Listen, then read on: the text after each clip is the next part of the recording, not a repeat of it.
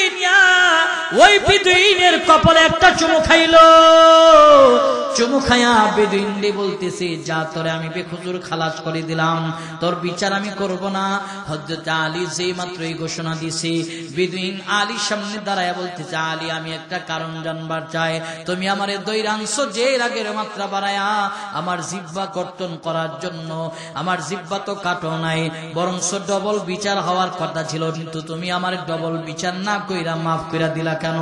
আগে কারণ বর্ণনা করবা, এরপরে আমি এখান থেকে যাব, আর না হয় এক কদমও যাব না। হযরত আলী রাদিয়াল্লাহু তাআলা বললেন, এই শুনো, এই বেদুইন শুনো, আমি তোমারে ধইরাম একটা কারণ, তুমি আমার নবীরে গালি দিয়েছো, কারণ ছিল একটা, এই জন্য ধইরাম না, কিন্তু যেই মাত্র নিচে ফালাইলা জিহ্বা কর্তন করার জন্য তুমি আমার চেহারায় থুতু মারছো, কারণ আর একটা দাঁড়াইছে, এখন যদি বিচার করি নিজের জন্য বিচার করা হবে, এই কারণে তোমারে মাফ করে দিলাম। বেদুইন চোখের পানি ছাইরা হযরত আলীর চেহারার দিকে তাকায়া বলতেছে, এই পয়গম্বরের সাহাবী আলী, ইসলামের নবীর কাছ থেকে এত সুন্দর আদর্শ তোমরা শিখছো, এত সুন্দর আদর্শ শিখছো, এতদিন নবীর চিনি নাই, আজকে নবীর কাছ চিনিছি, আজকে নবীর আখলাক আর ব্যবহার, তোমরা যে আখলাক শিখছো দেখেছি, যেই জবান দ্বারা গালি দিয়েছি নবীরে, ওই নবীর কাছে আমার নিয়ে যাও, এই জবান দ্বারা আমি নবীর হাতে হাত রেখে কালিমা পড়ে মুসলমান হয়ে যাব। জোরে বলুন সুবহানাল্লাহ। প্রিয় ভাইয়ের আমার, ইমাম আযম আবু হানিফা রাহমাতুল্লাহি আলাইহি কট্টর সমালোচনাকারী ছিলেন, নিত্য নতুন গালি বানাইতো, গালি নোটবুকের মাঝে লিখতো। ইমাম আজম ঘর থেকে বের হইলে ইমাম আজমরে গালি দিতে দিতে মাদ্রাসার গেট পর্যন্ত যাইতেন। আবার ইমাম আজম ছাত্রদেরকে পড়ায়া যখন মাদ্রাসা থেকে বের হইতেন, ইমাম আজমের পিছু পিছু গালি দিতে দিতে ইমাম আজমের ঘর পর্যন্ত আসতেন। ইমাম আজমরে যে গালি দেয়, ইমাম আজম তার দিকে ফিরেও তাকায় না, একবার জিজ্ঞাসা করে না কেন গালি দিতেছ। ইমাম আজম আজমের মতনই চলে। একদিনের ঘটনা, ইমাম আজম চিন্তা করলেন, সে এতগুলি নিত্য নতুন গালি বানায় আমার দেওয়ার জন্য আসে, বুধই তার নোটবুকের ভিতরে কিছু গালি বাকি থাকে। ইমাম আজম একদিন মাদ্রাসা থেকে তালিম দিয়া বের হইছে, হিংসা পোষণ করনেওয়ালা ইমাম আজমের পিছনে গালি দিতে দিতে আসতেছে। ইমাম আজম ঘরে ঢোকার আগে দুই রাস্তার একটা পয়েন্ট পড়ে, ইমাম আজম যাই ডান দিকে আর হিংসা পোষণ করনেওয়ালা যাই বাম দিকে।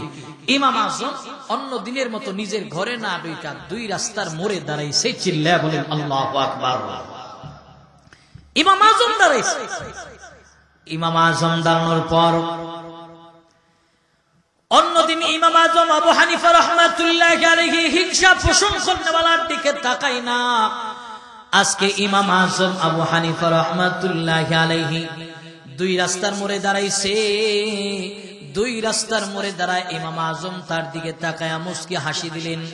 মুস্কি হাসি দিয়া ইমাম আজম বলতেছে, এই আগন্তক, তোমার ডায়েরিতে আমি ইমাম আজমের ব্যাপারে বহু গালি নিয়ে তুমি এসেছো, আমি জানি, অনেক গালি তুমি আমারে আসা যাওয়ার পথে দিয়েছো, বোধহয় তোমার নোটবুকের ভিতরে কিছু গালি বাকি আছে। আমি ইমাম আজম চিন্তা করছি, যে গালিগুলি আমাকে দেওয়ার জন্য নোট করে নিয়ে আসতো, এই গালিগুলি নিয়ে তুমি ঘরের ভিতরে যাওয়ার দরকার নাই, সব গালি আজকে নোটবুকের সব গালি আমাকে তুমি দিয়া যাও। আমি এখানে দাঁড়াইলাম, যত গালি আছে তোমার নোটবুকের ভিতরে, যত গালি আছে সব গালি আমি ইমাম আজমরে দিয়া দাও। আমার ব্যাপারে কোনো গালি তুমি ঘরের ভিতরে নিয়ে না দেওয়ার কারণে ঘরের ভিতরে গিয়া কষ্ট করার দরকার নাই। আমি ইমাম আজম এখানে দাঁড়াইলাম, সব গালি আজকে আমি ইমাম আজমরে দিয়া তুমি ঘরে যাও। জোরে বলুন সুবহানাল্লাহ। ইমাম আজম বললেন, সব গালি আমারে দিয়া দাও, একটা গালিও ঘরে নিয়ে যাইবা না। ওই হিংসা পোষণ করনেওয়ালা সহ্য হয়ে গেল, এটা কেমন মানুষ, এতগুলি গালি দিলাম, একটা গালিও আমারে দেয় না, আমার দিকে চোখ রাঙা তাকাই না। আর সহ্য হয়ে গেছে। ইমাম আজমের হাতে দইরা বলতেছে, ইমাম আজম ভুল করছি, এতদিন বুঝি নাই আপনি এত চমৎকার আখলাক ওয়ালা। হে ইমাম আজম, আপনারে গালি দিয়েছি না বুঝা, আপনার হাতে ধরছি, আপনার কাছে মাপ চাই, মাফ করে দেন। আমার ব্যাপারে আপনার দিলের ভিতরে কোনো কষ্ট রাখবেন না। এই মুসলমান মুমিনেরা শোনো, যুবক মুরব্বী, পর্দার অন্তরালের মা বোনেরা, ইমাম আজম তারই বুকে নিছে, বুকে নিয়া বলে, শোনো শোনো, তুমি আমারে বহু গালি দিয়েছো, আমি তোমার ব্যাপারে কোনো হিংসা হৃদয়ের ভিতরে নেই নাই, তোমার ভিতরে, তোমার আমার অন্তরের ভিতরে তোমার ব্যাপারে কোনো ক্ষোভ নাই। তুমি আমারে যতটা গালি দিছো, আমি ততটা দোয়া তোমার জন্য করেছি। সুবহানাল্লাহ। এটাই হলো আখলাক, উত্তম আখলাক। কিন্তু আমাকে আপনাকে কেউ গালি দিলে পাল্টা যদি প্রতিবাদ প্রতিশোধ না নিতে পারি, দৌড়ে বাড়িতে আসি, আইসা বলি, ছোট ভাইয়ের আব্দুল করিম ঘরের ভিতরে সবচেয়ে মোটা লাঠিটা বের কর, কি হয়েছে? বলে, উত্তরপাড়ার জব্বার আমাকে গালি দিয়েছে, যতক্ষণ পর্যন্ত ওর মাথায় লাঠি না ঘোরাতে পারবো ততক্ষণ পর্যন্ত আমার রাগের মাত্রা টেম্পারেচার যে ফুল হয়েছে এটা আর নরমাল হবে না। আখলাকে পয়গম্বরীর কোন আদর্শের ভিতরে এই আখলাক পড়ে না। আমার রাসূলের আখলাক কত সুন্দর ছিলেন, আমার রাসূলের আখলাক এতটাই সুন্দর ছিলেন, কেউ রাসূলকে গালি দিলে নবী আমার মুস্কি হাসির মাধ্যমে সেটার জবাব দিতেন। ধরে বলুন সুবহানাল্লাহ। আর আমরা সেই নবীর উম্মত, দাবি করি নবীর সাথে জান্নাতেও যেতে চাই। আজকে আমার কেউ গালি দিলে দররে মাররে কাটরে ফাররে ওর বাড়িতে গিয়ে আক্রমণ করি, ওর ঘরটা জ্বালায় দেওয়ার চেষ্টা করি। এটা আখলাকে পয়গম্বরীর কোন আদর্শের ভিতরে পড়ে না, কোন আদর্শের ভিতরে পড়ে না। প্রিয় ভাইয়ের আমার, আমার নবীর আদর্শ কত সুন্দর ছিলেন। আল্লাহর নবী ইলা কালিমাতুল্লাহর দাওয়াত নিয়ে একদিন ঘর থেকে বের হইছে, আর রাসূল আমার দাওয়াত দিতেছে, এমন সময় একজন বিদুইন আমার আপনার নবীর সামনে পড়ছে। আল্লাহর নবীর সামনে দাঁড়ায় অকাথ্য ভাষায় আমার আপনার নবীকে গালি দিতেছে। আল্লাহ রাসূল তার দিকে ফেল ফেল করে তাকায় রইছে। ইহুদির গালি দেওয়া শেষ, আমার আপনার নবী মুচকি হাসি দিয়া বলেন, ইহুদি ভাই, আপনি এতক্ষণ দাঁড়িয়ে এখানে আমাকে গালি দিয়েছেন, আপনার জবানে কোনো কষ্ট পেয়েছেন কি? জোরে বলুন সুবহানাল্লাহ। ইহুদি বলে, এটা কেমন মানুষ? আসলেই তো আজীব মানুষ যে এতক্ষণ গালি দিলাম, একটা গালি না দিয়া প্রতিবাদ না করে আমাকে জিজ্ঞেস করতেছে জবানে কষ্ট পেয়েছি কিনা। ইহুদি আশ্চর্যান্বিত হয়ে গেল, আমার আপনার নবীকে জিজ্ঞেস করতেছে, আপনি নাকি নবী? বলে, হ্যাঁ। বলে, আপনি যে নবী হইছেন তার কি প্রমাণ আপনার কাছে আছে? আল্লাহ রাসূল বলেন, কি প্রমাণ লাগবে? বেদুইন দিক বিদিক নজর করলো, দিক বিদিক চক্কের তাকায়া পাহাড়ের উপরে তাকালো, পাহাড়ের উঁচু টিলায় তাকায়া বেদুইন দেখলেন পাহাড়ের উপরে বিশাল বড় গাছ দেখা যায়। গাছের দিকে তাকায়া আল্লাহর নবীকে বলতেছেন, পয়গম্বর, ওই যে পাহাড়ের উপরে বিশাল বড় গাছ, এই গাছ যদি ভাসমান হয় আপনার সামনে ঈশা কালিমা পড়ে স্বীকারোক্তি দেয়, এরপরে বিশ্বাস করবো আপনি নবী। আমার আপনার নবী আমার শাহাদাত অঙ্গুলি উঠাইছে। এই মুসলমান মুমিনেরা শোনো, যুবক মুরব্বী, পর্দার অন্তরালের মা, আমার নবী শাহাদাত অঙ্গুলি উঠাইছে। শাহাদাত অঙ্গুলি উঠায় পাহাড়ের গাছকে ইশারা করেছে, ইশারা করা মাত্র পাহাড়ের গাছ ভাসমান হয় আমার আপনার নবীর সামনে আসলো। নবীর সামনে ঈশা পাহাড়ের গাছ থেকে কালিমার আওয়াজ বের হইতেছে। আল্লাহর পয়গম্বর বেদুইনকে বললেন, এই ইহুদি ভাই, এখন তুমি কালিমা পড়ো। ইহুদি বললেন, গাছ বললে চলবে না, গাছটা যে ওখান থেকে শিকড় নিয়ে আসতে, শিকড় থেকে কালিমার আওয়াজ বের হতে হবে। এই মুসলমান মুমিনেরা শুনো, আল্লাহর নবী আমার বলতে হয় না, গাছ থেকে যেমন কালিমার আওয়াজ বের হলো, গাছের শিকড় থেকেও কালিমার আওয়াজ বের হইতেছে। আমার পয়গম্বর নবী আরবির মুজিজা দেখার পর বেদুইন চোখের পানি ছেড়ে দিয়া বলেন, নবী আমার, এতদিন বুঝিনি আবু জাহেল, আবু লাহাব, উকবা, শাইবা, ওয়ালিদ ইবনে মুগীরা, আস ইবনে ওয়াইল, যারা মক্কা নিয়ন্ত্রণ করে, এরা বাধা দিত আপনার সামনে যেন না আসে। আজকে আপনার সামনে পড়েছি, স্পষ্ট মুজিজা দেখলাম, ব্যবহার দেখলাম, এতে কোনো সন্দেহ নাই আপনি আখিরি জামানার পয়গম্বর। এই মুহূর্তে এখনই আমাকে কালিমা পড়ায় মুসলমান বানায়া দেন। আল্লাহর পয়গম্বরের হাতে বেদিন হাত রাখছে, নবীর হাতে হাত রেখা কালিমা পড়ে মুসলমান হয়ে গেল। এখানে আমার আপনার জন্য সবক এবং শিক্ষণীয় বিষয় হলো, নবী আমার যদি বেদুইনের প্রতিটা গালি জবাবে গালি দিত, বেদুইন কিন্তু আকৃষ্ট হতো না, মুসলমান হতো না।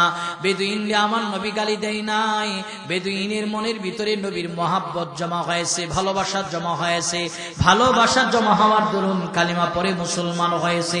এই কারণে আল্লাহর নবী বলেন, কোন বিষয়ে রাগ ওঠার পর কাউরে গালি দিবা না, সবর করবা, ধৈর্য ধারণ করবা, কারণ ধৈর্যের প্রতিদান দেয় কে? জোরে বলেন, ইমানের আওয়াজে বলেন, দেয় কে? জোরে একটা চিল্লায় ডাক দিন, ইয়া আল্লাহ। আরো বলেন, জোরে আওয়াজ দিয়ে বলেন, ইয়া আল্লাহ। বলেন সুবহানাল্লাহ ওয়ালহামদুলিল্লাহ ওয়ালা ইলাহা ইল্লাল্লাহ আল্লাহু আকবার। ধৈর্যের প্রতিদান দুনিয়ার কোন মানুষ না দিল, একমাত্র আল্লাহ দে। আল্লাহ তাআলার কাছে সেই প্রতিদান চাবেন, দুনিয়ার কোন মানুষের কাছে ধৈর্যের প্রতিদান আপনি না পাইলো আল্লাহ তাআলার কাছে পাবেন। এই কারণেই দেখবেন যারা মাজলুম, যারা জুলুমের শিকার হয়, জালেমের অত্যাচারের শিকার হয়, তারা সবর করে, ধৈর্য ধারণ করে, কারণ আমার আল্লাহ ছাড় দেয়, কিন্তু আমার আল্লাহ ছেড়ে দেয় না। ধরে বলুন ঠিক কিনা?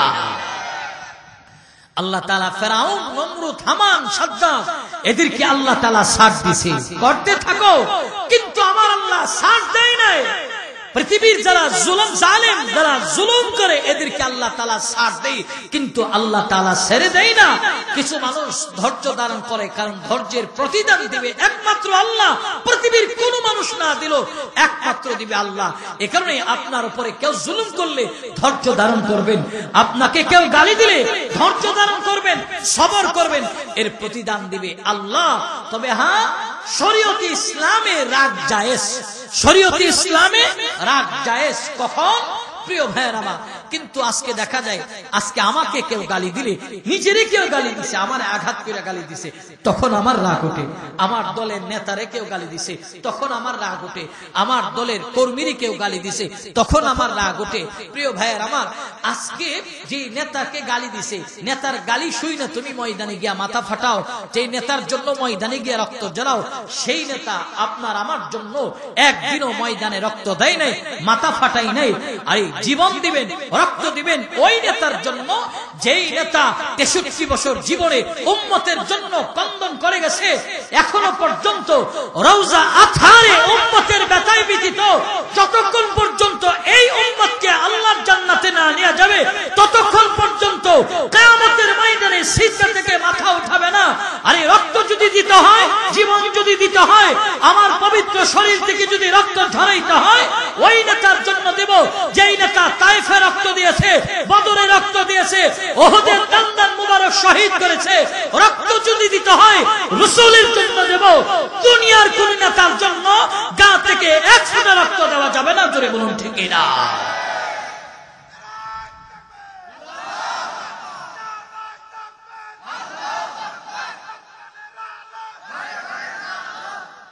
সম্মানিত সুধী, আজকে আমরা দুনিয়ার নেতার জন্য রক্ত দেই, দুনিয়ার নেতার জন্য ময়দানে মাথা ফাটায়। খেয়াল করেন, শরীয়তে ইসলামে রাগ জায়েজ কখন? যখন কেউ আমার কোরআনকে গালি দেয়, যখন আমার ইসলামকে আঘাত করে কেউ কথা বলে, কোন দাড়িওয়ালা, টুপিওয়ালা, মসজিদের ইমাম, খতিব, মাদ্রাসার তালিবে আজিজকে নিয়ে কেউ গালি দেয়, তখন আমার রাগের মাত্রা বাড়াতে হবে। আমাকে কেউ গালি দিছে, তখন রাগের মাত্রা নয়, তখন সবর এবং ধৈর্য ধারণ করতে হবে। যখন ইসলামকে কেউ আঘাত করে কথা বলবে, কোরআনকে কেউ আঘাত করে কথা বলবে, কোন আলেম, সে যে কোনো দলের হোক, যে কোনো মতের আদর্শবানের হোক, জাতি গালি দিচ্ছে, সে আলেম, সে দাড়িওয়ালা, টুপিওয়ালা, যে গালি দিয়েছে, গালি দেওয়ালা ব্যক্তিকে বিন্দু পরিমাণ ছাড় দেওয়া যাবে না। প্রিয় ভাইয়ের আমার, শরীয়তে ইসলামের রাগ তখন জায়েজ। খেয়াল করেন, আল্লাহ রাসূলের বিশিষ্ট সাহাবী হযরতে আলী রাদিয়াল্লাহু তাআলা আনহু, রাসূলের মেয়ের জামাতা, তিনার কাছে মজবুত দলিলে খবর আসছে যে আমার আপনার নবীকে ব্যঙ্গাত্র করে একজন বেদুইন গালি দিয়েছে। হযরত আলী রাদিয়াল্লাহু তাআলা আনহু তার অনেক দিন যাবত তালাশ করতেছে, পায় না। একদিনের ঘটনা, আলী মাঠ দিয়ে হাঁটতেছে, সে আলীর সামনে দিয়া কোন এক কাজে বের হয়েছে। আলী রাদিয়াল্লাহু তাআলা আনহু দেখা তার কালারে ধরছে, কালারে দইরা বলেন, তুমি নবীরে গালি দিছো? বলে হ্যাঁ। যেহেতু নবীরে গালি দিছো, যে জিহ্বা দিয়া গালি দিছো, এই জিহ্বাটা আমি কর্তন করে ফেলবো। যে জিহ্বা দিয়ে আমার নবীরে গালি দিছো, এই জিহ্বা আমি রাখবো না। ধইরা তারে বাড়িতে নিয়ে আসছে, বাড়িতে আইনা নিচে ফেলাইছে। খাদেমরে বলেন, খাদেম তলোয়ার দাও। খাদেমের হাতে হযরত আলী রাদিয়াল্লাহু তাআলা তলোয়ার চাইলেন, তলোয়ার দেওয়া হলো। হযরত আলী রাদিয়াল্লাহু তাআলা বেদুইন দিয়ে নিচে ফালাইছে।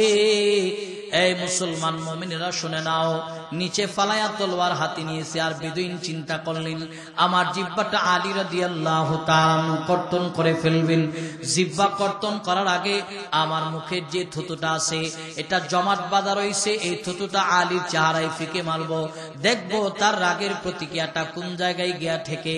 হযরত আলী তলোয়ার নিছে, তলোয়ার নিয়ে বেদুইনের সিনার উপরে বসে, সিনাটার উপরে বসার পর মুখ থেকে জিহ্বাটা টান দিয়ে বের করবে। এমন সময় আলী রাদিয়াল্লাহু তাআলা চেহারার মধ্যে বেদুইন থুতু নিক্ষেপ করলো। থুতু নিক্ষেপ করার পর আলী রাদিয়াল্লাহু তাআলা রাগের মাত্রাটা যে লেভেলের ছিলেন এর চেয়ে আরো উপরে উঠে গেছে, এর উপরে উঠে গেছে। হযরত আলী গভীর দিকে গভীর চিন্তা করতেছে, এখন যে আমার চেহারায় সে থুতু মারছে, আমার রাগের কোয়ালিটি ছিল এক জায়গায়, আমি একটা কারণে তারে ধইরা আনছিলাম, নবীরে গালি দিয়েছি, এখন আমার রাগের মাত্রাটা ওই জায়গা থেকে আরেকটু উপরে উঠে গেছে আমার চেহারায় থুতু নিক্ষেপ করার কারণে। এখন যদি আমি তার জিহ্বা কাটি তো নিজের জন্য কাটা হবে, নবীরে গালি দেওয়ার অপরাধে তারে যে ধইরা আনছি এই জন্য কাটা হবে না, নিজের চেহারায় থুতু দেওয়ার কারণে তার জিহ্বা কর্তন করা হবে।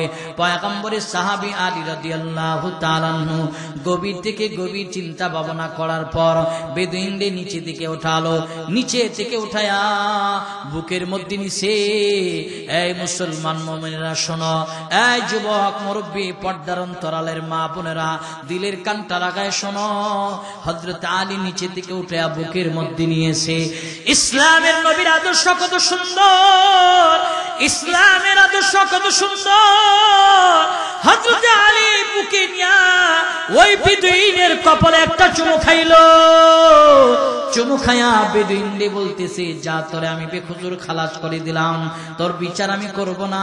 হযরত আলী যেই মাত্র এই ঘোষণা দিছে, বেদুইন আলীর সামনে দাঁড়ায় বলতেছে, আলী আমি একটা কারণ জানবার চাই, তুমি আমারে দৈরাংশ যে রাগের মাত্রা বাড়ায়া আমার জিহ্বা কর্তন করার জন্য, আমার জিহ্বা তো কাটো নাই, বরংস ডবল বিচার হওয়ার কথা ছিল, ডবল বিচারও করো, কিন্তু তুমি আমার ডবল বিচার না কইরা মাফ কইরা দিলা কেন? আগে কারণ বর্ণনা করবা, এরপরে আমি এখান থেকে যাব, আর না হয় এক কদমও যাব না। হযরত আলী রাদিয়াল্লাহু তাআলা বললেন, এই শুনো, এই বেদুইন শুনো, আমি তোমারে ধইরা আনলাম একটা কারণ, তুমি আমার নবীরে গালি দিয়েছো, কারণ ছিল একটা, এই জন্য ধইরা আনলাম, কিন্তু যেই মাত্র নিচে ফালাইলাম জিহ্বা কর্তন করার জন্য তুমি আমার চেহারায় থুতু মারছো, কারণ আর একটা দাঁড়াইছে, এখন যদি বিচার করি নিজের জন্য বিচার করা হবে, এই কারণে তোমারে মাফ করে দিলাম।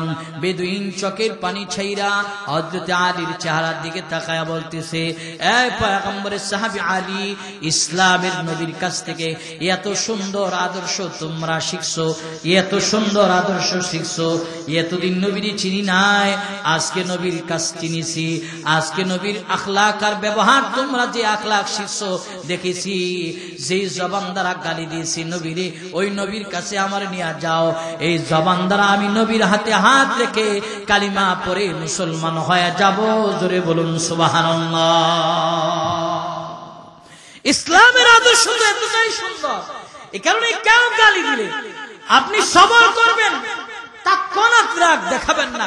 আপনারা কেউ গালি দিছে, আপনি যদি সবর কইরা আপনি তারে বলেন, দোস্ত তুমি যে আমারে গালি দিছো, এই গালিটা আমার জন্য কল্যাণের দোয়া করেছে, যদি এই মেজাজ আপনি পয়দা করতে পারেন, আপনার কোনো শত্রু থাকবে না, আপনার কোনো শত্রু থাকবে না। কেউ আপনারে গালি দিছে, আপনি গালিটা শোনার পর যদি বলেন, দোস্ত তুমি যে আমারে গালি দিছো, এই গালিটা আমার জন্য দোয়া, তখন ওই মানুষটার হৃদয়ের ভিতরে অনুভূতি জাগবে, অনুভূতি যে এই লোকটারে গালি দিলাম, সে আমারে গালি না দিয়ে আমাকে এত সুন্দর ব্যবহার দেখাইছে, অতএব এই লোকটার কাছে আমি ক্ষমা চাওয়ার যোগ্য, ক্ষমা চাইতে হবে। দেখবেন সে হৃদয়ে অনুভূতি জাগবে, আপনার কাছে আইসে ক্ষমা চাবে। আর আপনি যদি তার মাথায় সে একটা গালি দিছে আপনি দুইটা গালি দেন, তখন শত্রুতা ওই জায়গায় বাড়বে।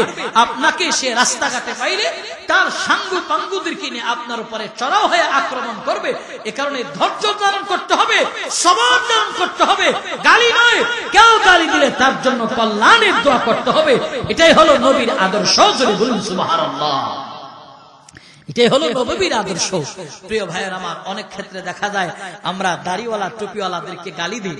এই যে মসজিদের ইমাম খতিবরে আমরা গালি দিই, তালিবে আজিজকে নিয়ে সমালোচনা করি, মাদ্রাসার তালিবুল ইলমদেরকে অনেক সময় আমরা গালি দিই। এদেরকে যে আমরা গালি দিই, একটাবার চিন্তা করেন, এরা কিন্তু আমাদেরকে গালি দেই না। একজন মসজিদের ইমামকে নিয়ে আপনি দোকানে বসে সমালোচনা করেন, খতিবকে নিয়ে দোকানে বসে সমালোচনা করেন, গালি দেন, বিদ্বেষ রটান, তারা কিন্তু গালি দেই না। এরা আমাদের জন্য কল্যাণের দোয়া করে। কেমন? একজন ইমামের প্রতিটা মুনাজাতে মহল্লার কল্যাণ, দেশের কল্যাণ, জাতির কল্যাণের উদ্দেশ্যে দোয়া থাকে। একটা তালেবে আজিজ মাদ্রাসা পড়ুয়া ছাত্র, এই যে আপনাদের এই এলাকার মাদ্রাসা সুন্দর একটা প্রতিষ্ঠান হয়েছে, কত সুন্দর পরিবেশ। মাদ্রাসার তালিবে আজিজরা অনেক সময় আমরা গালি দিই, মাদ্রাসার তালিবে আজিজকে আঘাত করে কথা বলি, এদেরকে আঘাত করে কথা বলি। এদের প্রতিটা মুনাজাতে আমাদের জন্য কল্যাণের দোয়া থাকে। এই যে আমরা গুনাহ করে ঘুমায় যাই, আল্লাহ তাআলা রব্বুল আলামিন আমাদেরকে ধ্বংস করে দিতেন, দেই না কেন? এই যে মাদ্রাসার তালিবে আজিজরা রাত 4টা বাজে ওইটা ঘুম থেকে তাহাজ্জুদের নামাজ পড়া আল্লাহর কালাম নিয়ে কথা বলে, আল্লাহ বলেন আমি আযাব গজব ঢেলে দিতাম, দেই না। একমাত্র কেবলমাত্র হাফেজে কোরআনরা আমি আল্লাহর কালামের সাথে কথা বলার কারণে ওই জায়গা থেকে আমি এলাকার গজব উঠায় নেই। জোরে বলুন সুবহানাল্লাহ। আপনারা তো খুব ভাগ্যবান, এই এলাকায় একটা মাদ্রাসা হইছে, এই যে তিলাওয়াত হইতেছে। মনে করিয়েন না যে তিলাওয়াতের কোনো বরকত নাই, বরকত আছে। তিলাওয়াতের কেমন বরকত? যেই এলাকার কোরআন তিলাওয়াত বেশি বেশি হয়, ওই এলাকার ব্যবসায়ীদের ব্যবসায় আল্লাহ বরকত দেয়, চাকরিজীবীর চাকরিতে বরকত দেয়, ফসলি জমি যারা করে এদের কৃষি জমিতে আল্লাহ তাআলা বারাকা দেয়। এই এলাকার আসমানি গজব, জমিনি গজব, সব গজব আল্লাহ উঠায় নেই কোরআন তিলাওয়াতের বরকতে। জোরে বলুন আল্লাহু আকবার। কোরআন তিলাওয়াতের বরকতে এদেরকে আমরা গালি দেই, এরা গালি শুনে, গালি শোনার পর আপনার জন্য কল্যাণের দোয়া করে। এরা হলো শাইখ শিবলি রহমাতুল্লাহি আলাইহির যোগ্য উত্তরসূরি। শাইখ শিবলি রহমাতুল্লাহি আলাইহি যুগশ্রেষ্ঠ একজন বুজুর্গের নাম শাইখ শিবলি। একদিন মাদ্রাসা থেকে তালিম দিয়া দজলা নদীর পাড় দিয়া হেঁটে হেঁটে যাইতেছে, দজলার কিনারা দিয়া। শাইখ শিবলি রহমাতুল্লাহি আলাইহি দজলার কিনারা দিয়া যাইতেছে, আর দজলা নদীর মাঝখানে কিছু যুবক দুল তবলার আওয়াজে, বাদ্যযন্ত্রের আওয়াজ দিয়া কিছু গান পরিবেশন করতেছে বিভিন্ন অঙ্গভঙ্গিতে। শাইখ শিবলির দেখা এরা গানের মাত্রা আরো বাড়াই দিছে। বর্তমানে যেরকম করে দেখবেন আমাদের সমাজের কিছু যুবক আছে, কোন আলেম দেখলে সে যদি গান শুনে গানের স্পিড ভলিউম আর একটু বাড়াইয়া দেয়, যেন ইমামনি জিজ্ঞেস করে, আলেমনি জিজ্ঞেস করে, এই তোমরা গান শুনতেছে কেন? এই বললি আলেমের সাথে ঝগড়া বাঁধাবে। ঠিক শাইখ শিবলি দেখার পর কিছু নওজোয়ান তাদের দুল তবলার বাদ্যযন্ত্রের আওয়াজ বাড়াই দিছে। শাইখ শিবলি রহমাতুল্লাহি আলাইহি এদের এই দৃশ্য দেখা নিজের মাথার রুমালটারে টান দিয়া সামনে আনছে। শাইখ শিবলি চলে যাইতেছে, শাইখ শিবলির তারা দেখা অকাত্য ভাষায় গালমন্দ করতেছে। শাইখ শিবলি এই গালিগুলি শুনছে। শাইখ শিবলি রহমাতুল্লাহি আলাইহি গালি শুই না, এদেরকে একটা গালি না দিয়া আল্লাহর কাছে কল্যাণের দোয়া করছে। আল্লাহ, এরা বাদ্যযন্ত্রের তালে গান গাইতেছে, আমারে গালি দিতেছে, আমার বংশ নিয়ে কথা বলতেছে। মালিক আল্লাহ, এরা দুনিয়াতে আনন্দ ফুর্তি করতেছে, আল্লাহ এদেরকে তুমি হিদায়াতের নামে দৌলত দাও। আর এরা দুনিয়াতে যেভাবে আনন্দ করতেছে, হিদায়াত দিয়া এরা মারা যাওয়ার পরে এদেরকে একত্রিত ভাবে জান্নাত এমন করে আনন্দ করার একটা ব্যবস্থা করে দাও। জোরে বলুন সুবহানাল্লাহ। অথচ শাইখ শিবলির চরিত্র নিয়ে কথা বলতেছে, বংশ তুলে গালি দিতেছে, মা বাপরে গালি দিতেছে। শাইখ শিবলি রহমাতুল্লাহি আলাইহি এদের জন্য কল্যাণের দোয়া করলো। শাইখ শিবলি রহমাতুল্লাহি আলাইহির এই কল্যাণের দোয়া শোনার পর এই যে শাইখ শিবলি এই দোয়া করলেন, এই দোয়াটা বাতাসের মাধ্যমে নওজোয়ানদের কর্ণকুহরে গিয়া চলে গেল। এই মুসলমান মুমিনেরা শোনো, শেখ শিবলি রহমাতুল্লাহি আলাইহির এই সুন্দর চমৎকার দোয়াটা নৌজনদের কর্ণকহরে যাওয়ার পর যুবকরা একজন আরেকজনকে ধাক্কা দিতেছে। দেখছো, যেই শিবলিরে গালি দিলাম, এই শিবলি আমাদেরকে একটা গালিও দিল না, বরং গালির জবাবে আমাদের জন্য কত চমৎকার দোয়া করলো। অতএব নৌকাটা কাচিবিরা শেখ শিবলির কাছে যাইতে হবে, মাপ চাইতে হবে শেখ শিবলির শেখ শিবলি এত চমৎকার দোয়া আমাদের জন্য করলো। এই মুসলমান মুমিনেরা শোনো, দৌড়াইয়া তারা শেখ শিবলিরে ধরার জন্য নৌকাটা পাড়ি বিড়াইছে। নৌকা বিড়াইয়া দৌড়াইয়া শেখ শিবলিরে গিয়া ধরছে, পায়ে ধইরা হাতে ধইরা মাপ চাইতেছে আর বলতেছে, শিবলি ভুল করছি, আপনারে গালি দিয়েছি, আপনারে গালি দিয়েছি, আপনার বংশ তুলে গালি দিয়েছি, আপনার পরিবারের সদস্যদেরকে নিয়ে বাজে মন্তব্য করেছি, শিবলি আপনি আমাদেরকে মাফ করে দেন, আমাদের জন্য কল্যাণের দোয়া করে দেন, হিদায়াতের দোয়া করে দেন। শেখ শিবলি এদেরকে বুকে নিল, বুকে নিয়ে বলেন, এই নৌজনরা শোনো, আমি শিবলিরে তোমরা যত গালি দাও, যত কুৎসা রটাও, যত বদনাম করো, আমি শিবলি তোমাদের জন্য কোনো ব্যথা, কোনো আঘাত হৃদয়ের ভিতরে নেই নাই, কোনো বিদ্বেষ জমা করি নাই। তোমরা আমারে যতটা গালি দিছো, আমি ততটা কল্যাণের দোয়া করলাম। মুসলমান মুমিনেরা শোনো, শেখ শিবলি রহমাতুল্লাহি আলাইহি দুইরা যুবকরা কান্না আরম্ভ করলেন, শিবলি আপনি এত সুন্দর গুণের অধিকারী আমাদের জানা ছিল না, আপনি এত চমৎকার গুণের অধিকারী আমাদের জানা ছিল না। এই যে শেখ শিবলির চমৎকার ব্যবহার দেখা, আচরণ দেখা খারাপ যুবকরা ভালো হয়ে গেছে। এই কারণে আমরা যদি এই আদর্শ গ্রহণ করতে পারি, কেউ আমার গালি দিছে, কেউ আমার আঘাত করে কথা বলছে, আপনি যদি তারে মাফ করে দেন, তাহলে ওই লোকটা দৌড়ে আপনার কাছে এসে মাফ চাবে, অনুভূতি পেশ করবে। অতএব এই মুসলমান মুমিনেরা শোনো, গালি দিলে তোমরা সবর করবা, সবর করবা, যেমন করে আলেমরা সবর করে, ধৈর্য ধারণ করে। আলেমদেরকে যত আমরা গালি দিই, এরা ধৈর্য ধারণ করে, টুপিওয়ালারা যত গালি দিই, এরা ধৈর্য ধারণ করে, এরা কোনোদিন প্রতিবাদ করে না, এরা আমাদের জন্য কল্যাণের দোয়া করে। আলেমদের মহাব্বত আমাদের দিলের ভিতরে ঢোকাতে হবে, তালেবে আজিজের মহাব্বত ঢোকাতে হবে। আলেমদেরকে গালি নয়, এদেরকে শত্রু নয়, এদেরকে বন্ধু বানাতে হবে। শত্রু বানাইলে কিয়ামতের ময়দানে আফসোস করা লাগবে। এই মুসলমান মুমিনেরা, যুবক মুরব্বী, পর্দার অন্তরালের মা, যদি আমরা আলেমদেরকে দুশমন বানাই, মাদ্রাসার তালিবুল ইলমদেরকে দুশমন বানাই, মসজিদের ইমামদের দুশমন বানাই, কিয়ামতের ময়দানে আফসোস করা লাগবে। শোনো, কিয়ামতের ময়দানে উকবা বিন আবি মুঈত আফসোস করে বলবে, ইয়া ওয়াইলাতা লাইতানি লাম আত্তাখিদ ফুলাদান খলিলা।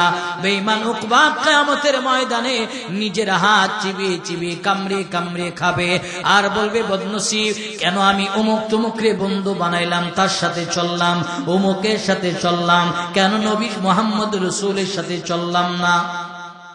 এই মুসলমান মুমিনেরা শোনো, ঠিক আমাদের একদল মানুষ যারা আজকে আলেমদেরকে গালি দেয়, তারা কিয়ামতের ময়দানে নিজের মাথায় থাপ্পড় দিয়া, বাসায় থাপ্পড় দিয়া বলবে, হায় বদনসিব, কেন আলেম রে বন্ধু বানাইলাম না, কেন তালেবে আজিজকে বন্ধু বানাইলাম না, কেন রে মাদ্রাসার আলেমদেরকে বন্ধু বানাইলাম না। কারণ একজন তালেবে আজিজ রে বন্ধু বানাইছেন মানে কোরআনের সাথে সম্পর্ক হয়ে গেল, মাদ্রাসার টুপিওয়ালারে বন্ধু বানাইছেন মানে কোরআনের সাথে আপনার সম্পর্ক হয়ে গেল। আর তার সম্পর্ক কোরআনের সাথে হবে। আল্লাহ রাসূল সেদিন হাফেজে কোরআনদেরকে আল্লাহ রাসূল বলেন, আল্লাহ তাআলা আদেশ দিবে, নবী আমার হাদিসে বলেন, ইকালু লিসাহিবিল কোরআন ইকরা ওয়ারতাকি ওয়ারাতিল কামা কুনতা তুরাতিলু ফিদ দুনিয়া ফাইন্না মানজিলাকা ইনদা আখিরি আয়াতিন তাকরাহা।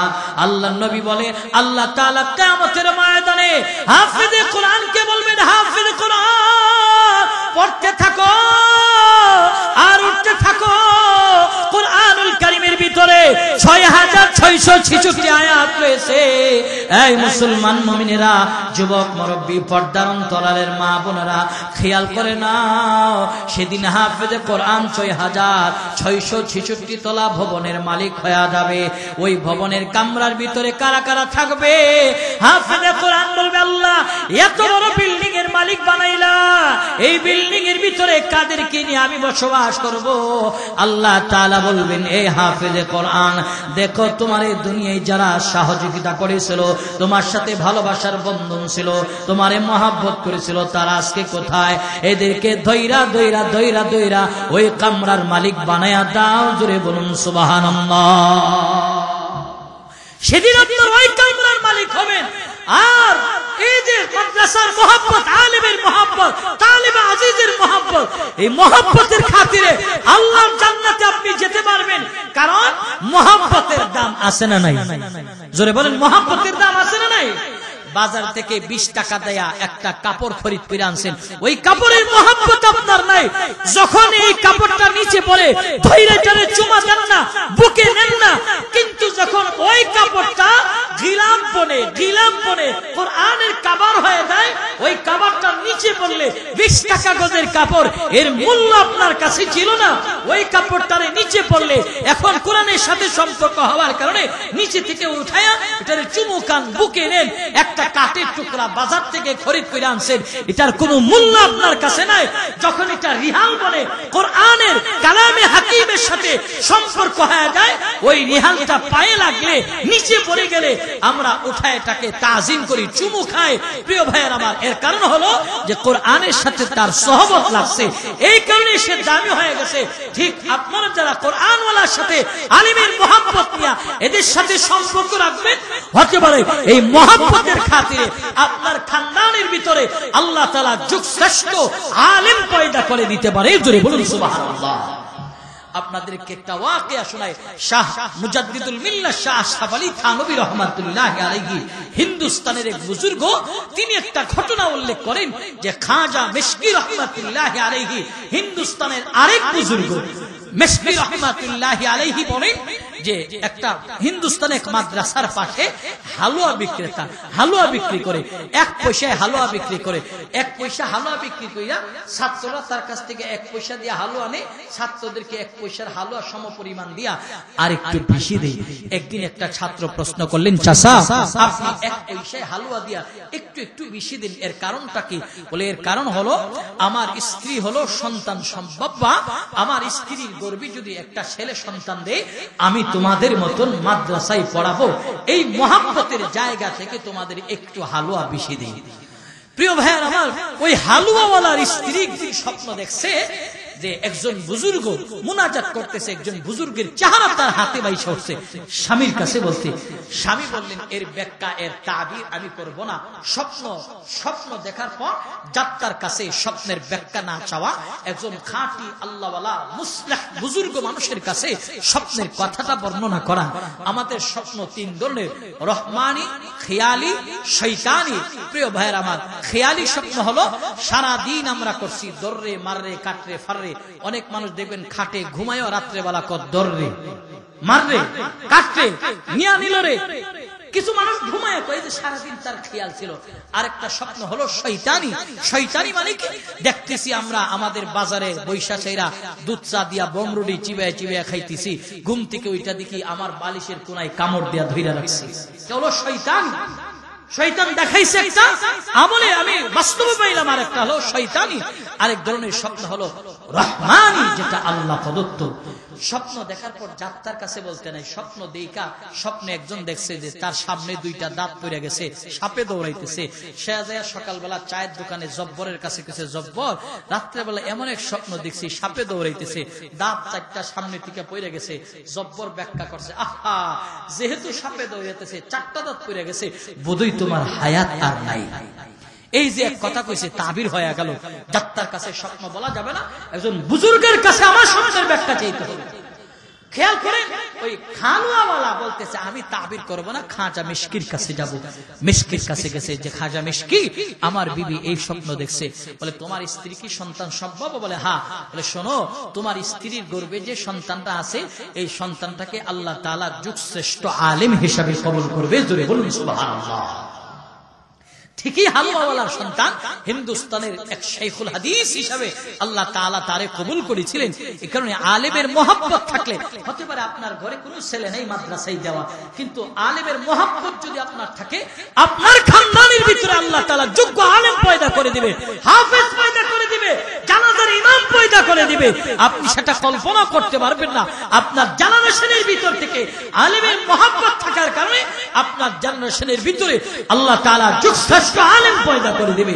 এই কারণে আলেমের মহব্বত থাকা চাই, হাফেজদের মহব্বত থাকা চাই। এই যে মাদ্রাসা, এর মহব্বত আমার হৃদয়ে থাকা চাই।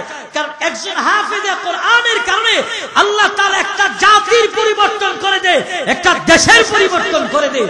প্রিয় ভাইয়ের আমার, এশিয়া মহাদেশের ভিতরে আমরা একটা দেশের নাম সকলেই জানি, যেই দেশটা চতুর্দিকে দরিয়া আর দরিয়া, মাঝখানে ছোট্ট একটা দ্বীপ, যার নাম হলো মালদ্বীপ। মালদ্বীপে কোনো মুসলমান যায় নাই, মালদ্বীপে কোনো নবী যায় নাই, কোনো সাহাবীদের কাফেলা যায় নাই।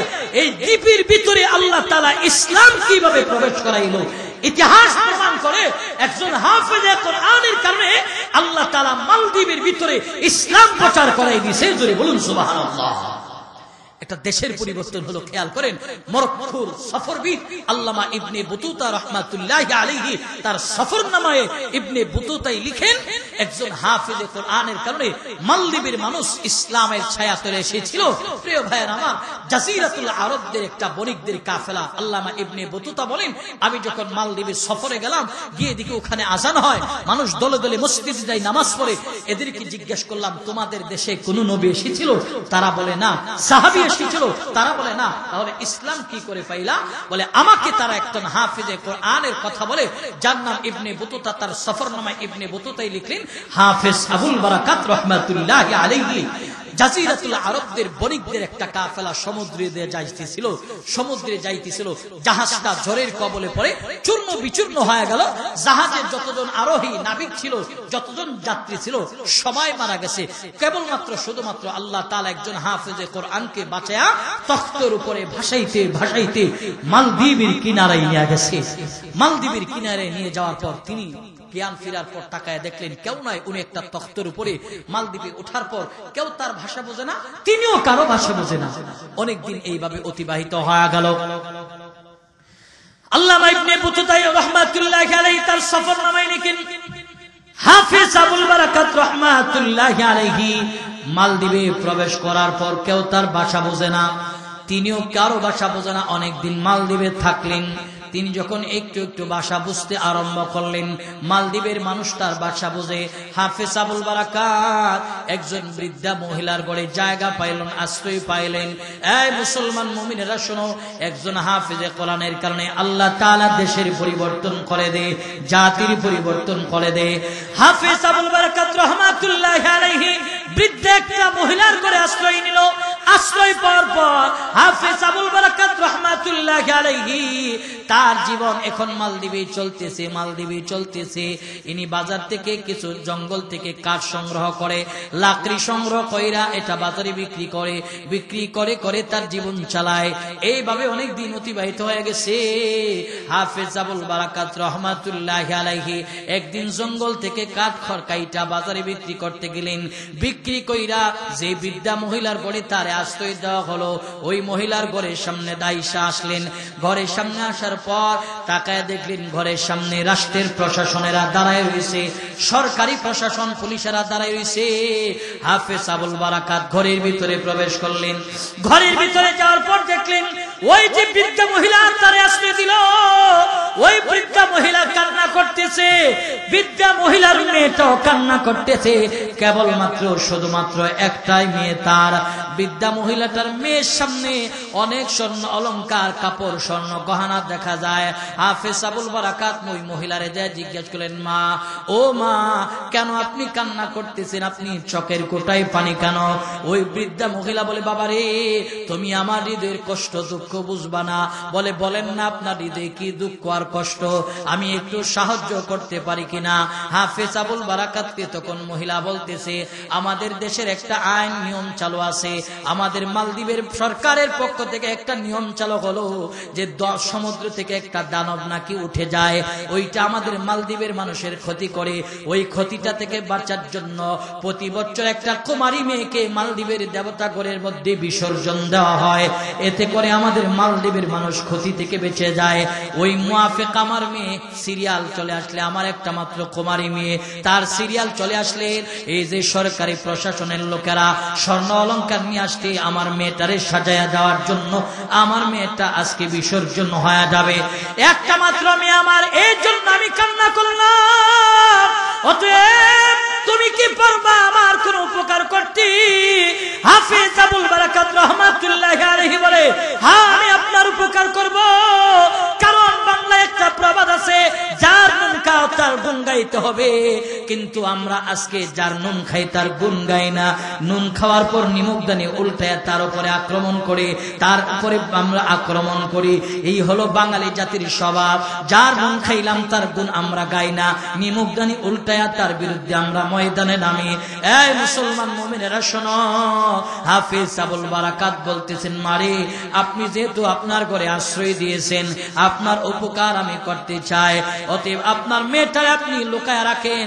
আর যে স্বর্ণ অলংকারগুলি দেখেছেন, গহনাগুলি দেখতেছেন, এই গহনাগুলি আপনি আমারে পরাইয়া দেন, কারণ এখনো পর্যন্ত আমার দাড়ি উঠে নাই, আমার মুজ গুজাই নাই, আমারে দেখতে কুমারী মেয়ের মতনই দেখা যায়, অতএব আপনি এই গহনা গাটিগুলি আমারে পরাইয়া দেন।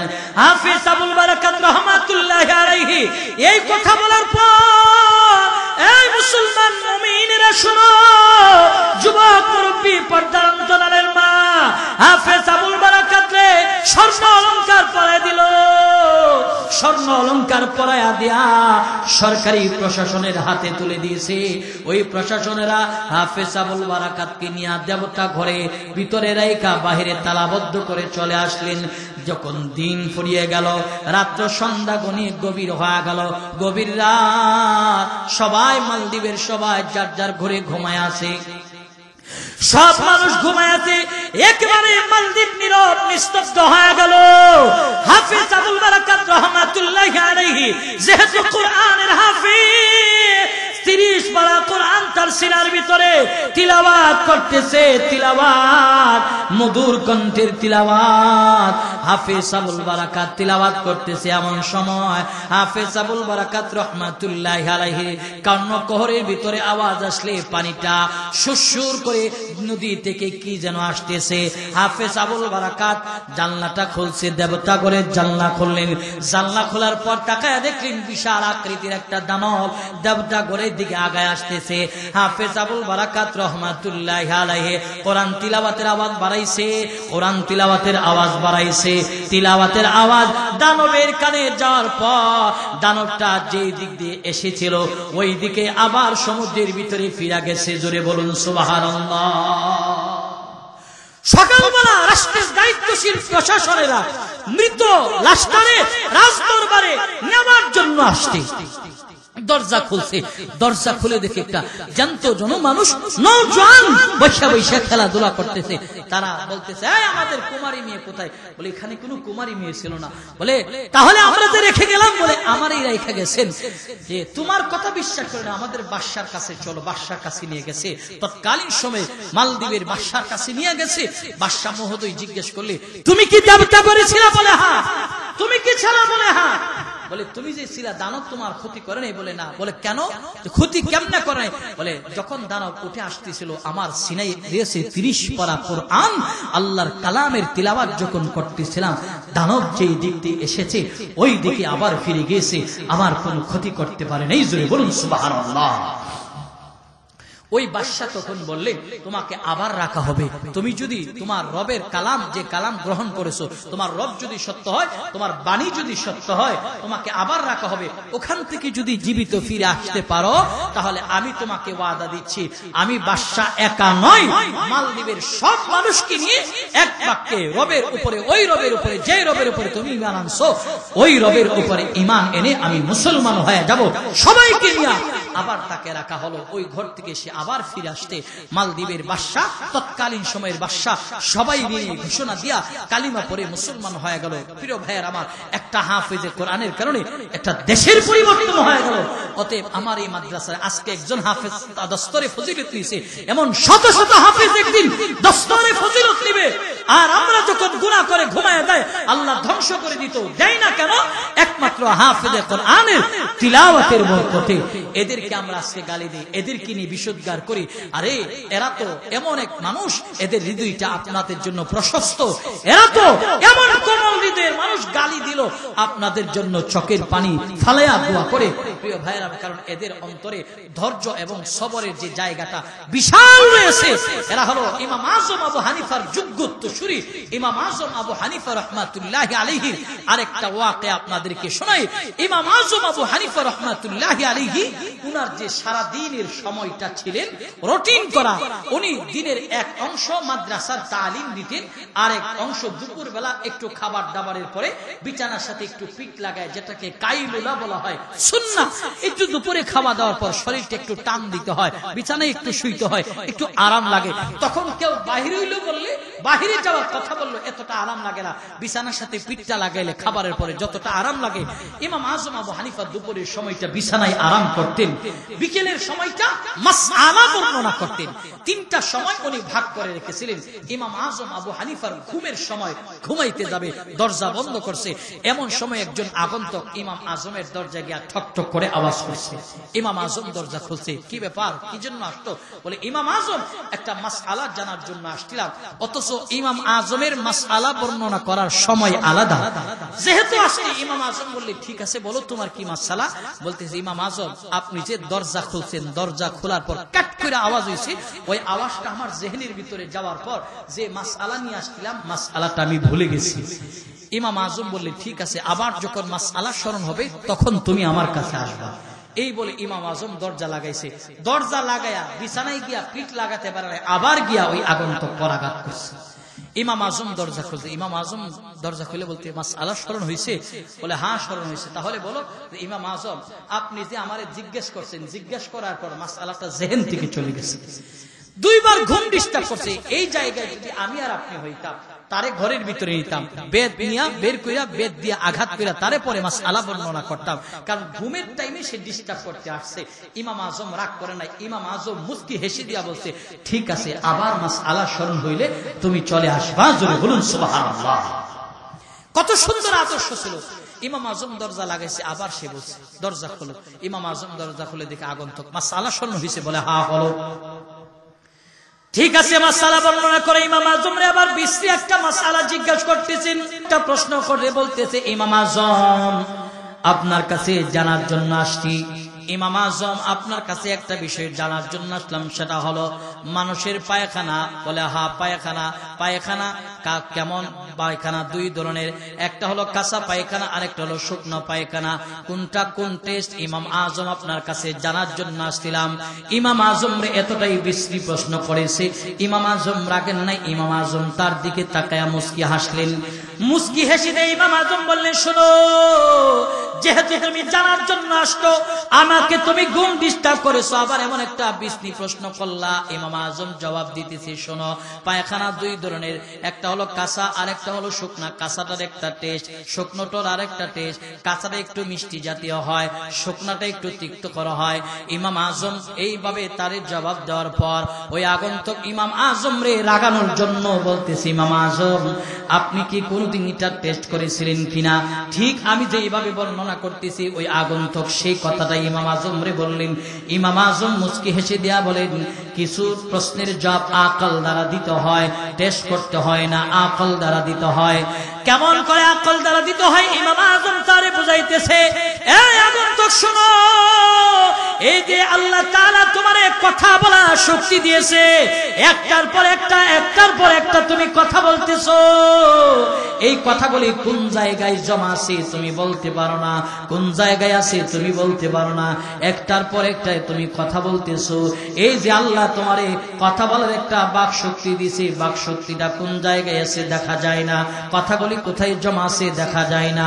আল্লাহ তাআলা তোমারে দৃষ্টি শক্তি দিছে, দৃষ্টি শক্তি দ্বারা তুমি দেখতে পাও, কোন জায়গায় এই দৃষ্টি শক্তি জমা আছে তুমি বলতে পারো না। এই যে আল্লাহ তাআলা রব্বুল আলামিন তোমাকে আমারে বানাইছে, আল্লাহ তাআলা রব্বুল আলামিন বানানোর পরে আমাদের যে জিনিসটা যে জায়গায় দেওয়ার দরকার ওই জায়গায় দিল। ইমাম আযম বলেন, এই শোনো, আল্লাহ তাআলা হাত যে জায়গায় দেওয়ার দরকার ওই জায়গায় হাত সেটিং করলো। আল্লাহ তাআলা পিতৃতুলিটা যে জায়গায় দেওয়ার দরকার ওই জায়গায় আল্লাহ তাআলা পিতৃতুলি সেটিং করে দিল। লিভার যে জায়গায় রাখার দরকার লিভার ওই জায়গায় সেটিং করলো। যেই জায়গায় আমার কিডনি দুইটা রাখার দরকার ওই জায়গায় রাখলো, যেই জায়গায় মূত্রতুলি পিতৃতুলি রাখার দরকার ওই জায়গায় রাখলো। এই যে বর্তমান বিজ্ঞান কিন্তু মেশিনারি জিনিস আবিষ্কার করেছে। আমার হার্ট কতটুকুন ভালো আছে পরীক্ষার মাধ্যমে দেখা যায়। বর্তমান বিজ্ঞান এমন মেশিন আবিষ্কার করেছে, আমার লিভারটা কতটুকুন ভালো আছে দেখা যায়, কিডনি কতটুকুন ভালো আছে দেখা যায়, হার্ট কতটুকুন ভালো আছে দেখা যায়, পিতৃতুলি মূত্রতুলি কতটুকুন ভালো আছে দেখা যায়। ইমাম আযম বললেন, শোনো, কিন্তু তোমারে আমারে আল্লাহ তাআলা এই দেহটা চলার জন্য একটা চালিকা শক্তি দিয়েছে।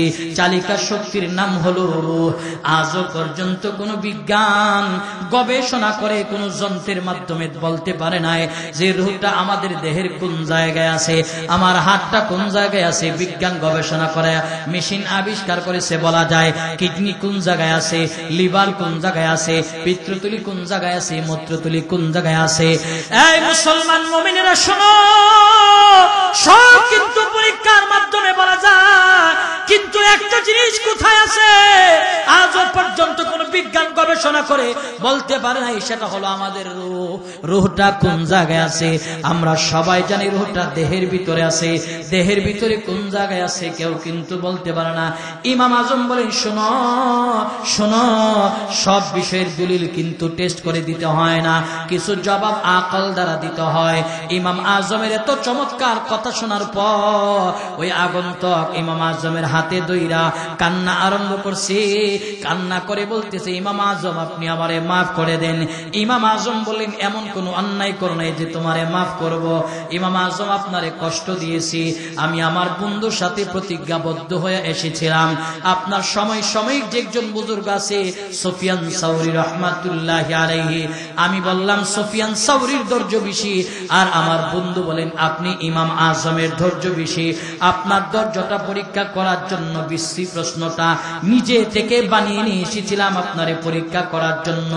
আপনি আপনার ধৈর্যের পরীক্ষায় ফার্স্ট ডিভিশনে পাশ করেছেন, আমি ফিল করলাম, বোঝা গেল আপনার ধৈর্য বেশি। আপনি আমারে হাতে হাত রাখছি, আপনি আমারে মাফ করে দেন।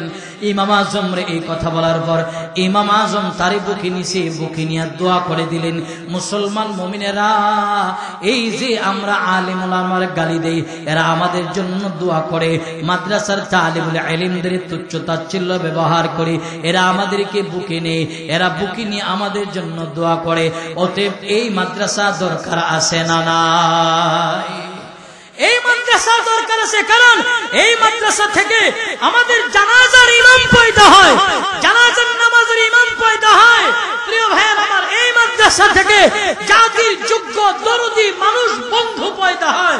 প্রিয় ভাইয়ের আমার, এদেরকে শত্রু বানাবেন না।